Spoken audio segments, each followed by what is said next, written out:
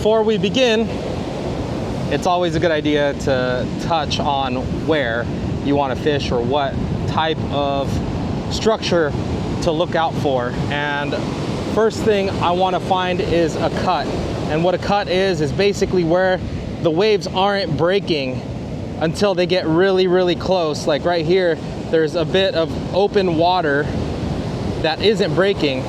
And what causes the waves to break is structure called sandbars that rise up off the bottom and force that water up as it comes in and forces it to crest and break, like right here.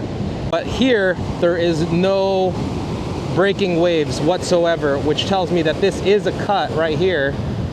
And then up right here, you'll see this wave crest and break because it's being pushed up by a sandbar. So there's a sandbar, and then on the other side of the sandbar is what's known as a trough, and it's this kind of dugout area that a lot of times these fish are just on the other side of the sandbar. So you want to look for a structure like this.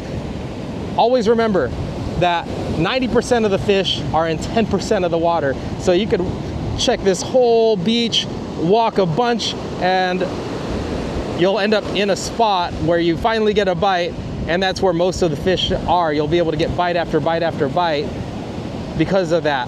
But a good starting point is look for the cut. Look for where the waves are not breaking. You got a rip going back out, and then right next to it is going to be sandbars, and those are the sandbars you want to start at. Sometimes sandbars can be really, really, really, really, really long, and you're going to find that a lot of the fish, the perch specifically, aren't in the middle of the sandbar.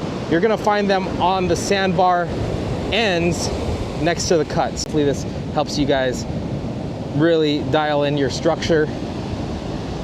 But that's what I'm going to focus on, is the ends of the sandbars next to the cuts.